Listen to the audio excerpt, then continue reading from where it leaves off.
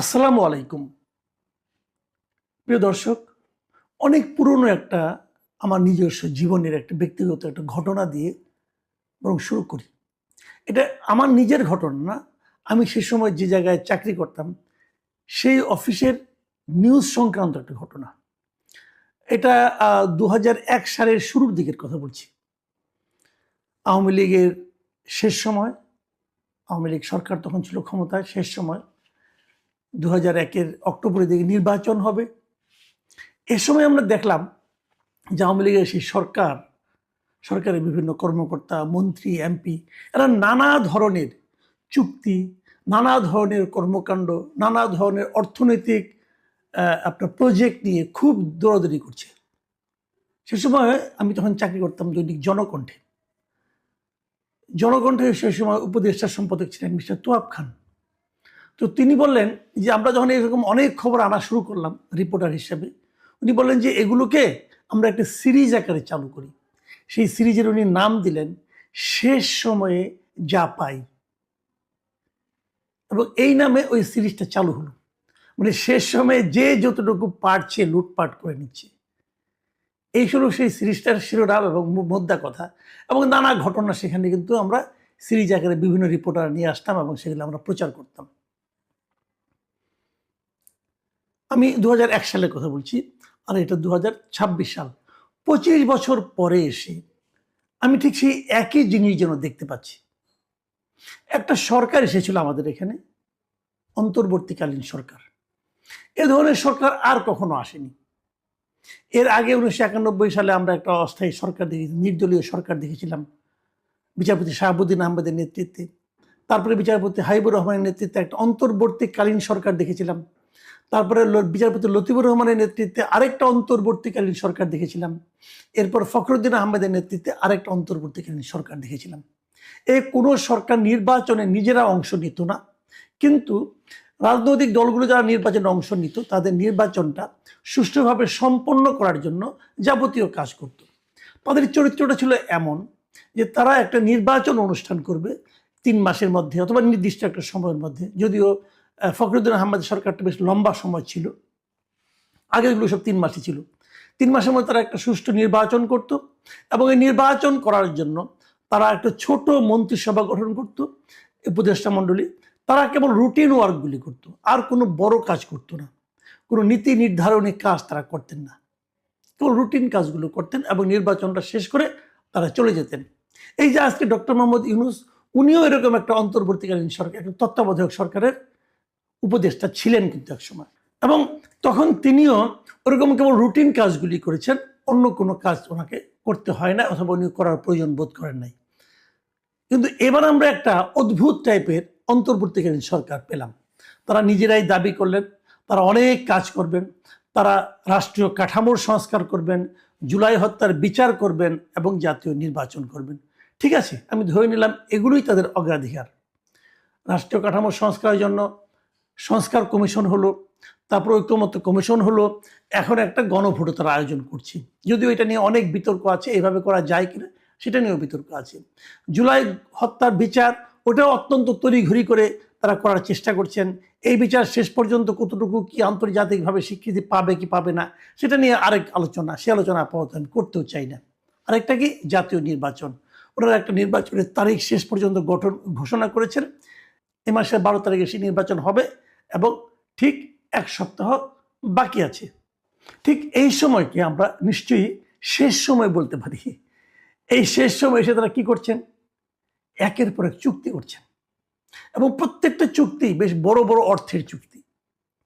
যেমন কিছু সামরিক চুক্তি করছেন, চীন থেকে ড্রোন, মানে ওদের সঙ্গে চুক্তি করছেন তারা এখানে একটা ড্রোন কারখানা তৈরি করবেন। বিশাল ইনভলভমেন্ট, এখানে কিন্তু অর্থনৈতিক ইনভলভমেন্ট আছে। পাকিস্তান থেকে JF-17 থান্ডার যুদ্ধ বিমান তারা কিনবেন।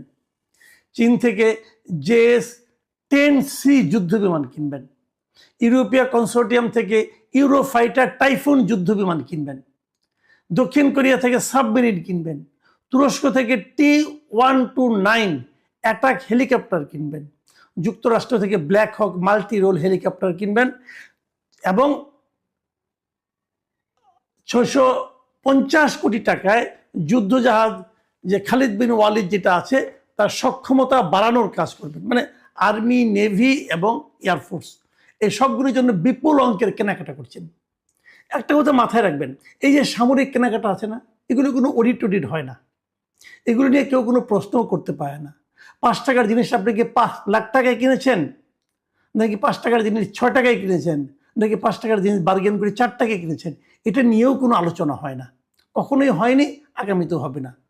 সামরিক কেনাকাটা এরকমভাবেই হয়। এই কেনাকাটাগুলি খুব গুরুত্বের সঙ্গে করছেন। কে করছেন?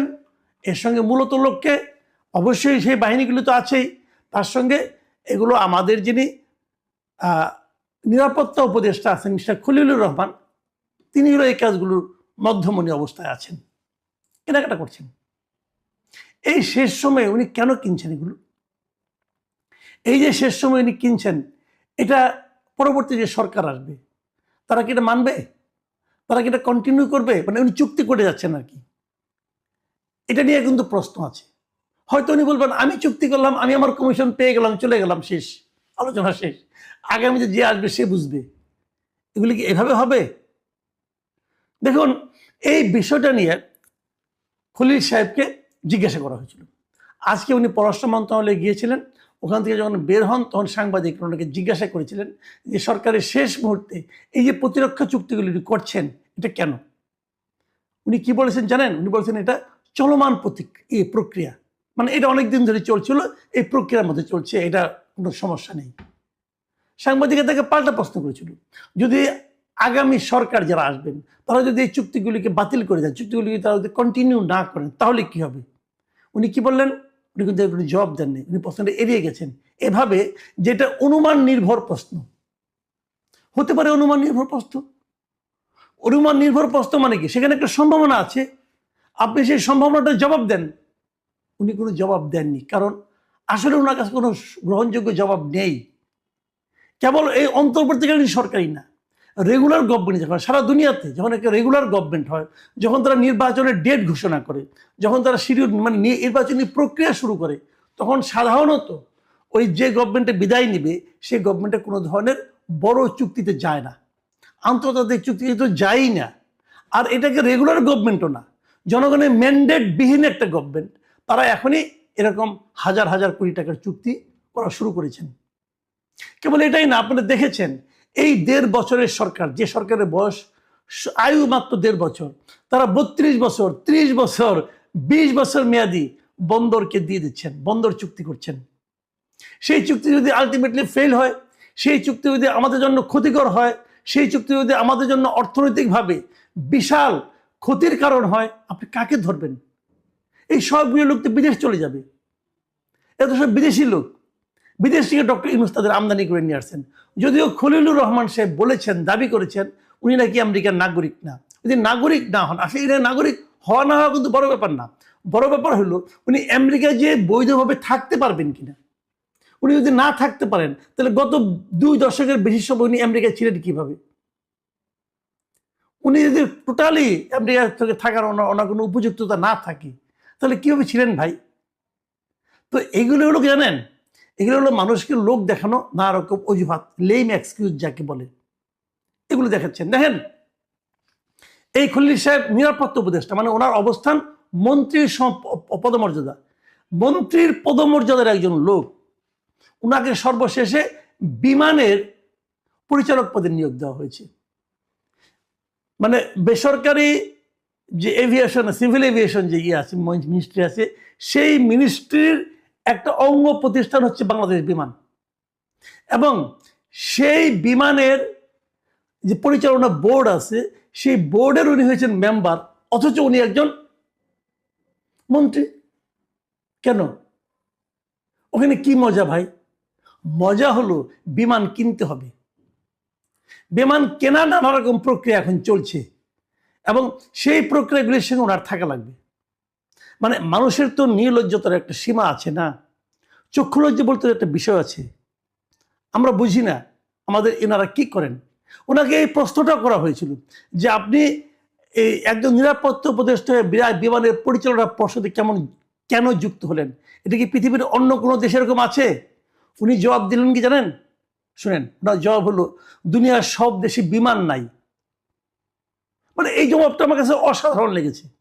আসলেই দুনিয়ার সব দেশে বিমান নাই, কারণ দুনিয়ার সব দেশে যে সমস্ত এয়ারলাইন্স আছে এক একটা তো এক এক নাম। কোনোটা সাউদিয়া, কোনোটার নাম হলো অ্যারোফ্লোট, অথবা কোনোটার নাম হলো সিঙ্গাপুর এয়ারলাইন্স। এক একটা এক এক নাম। বিমান নামে কোনো এয়ারলাইন্স থাকার কোনো কারণও নাই। এয়ার ইন্ডিয়া আছে ইন্ডিয়াতে, তো বিমান নামে তো মানে আপনার এয়ারলাইন্স থাকার কথাও না। কিন্তু উনি কিন্তু ওই অর্থে বলছেন বলে আমার কাছে মনে হয় না।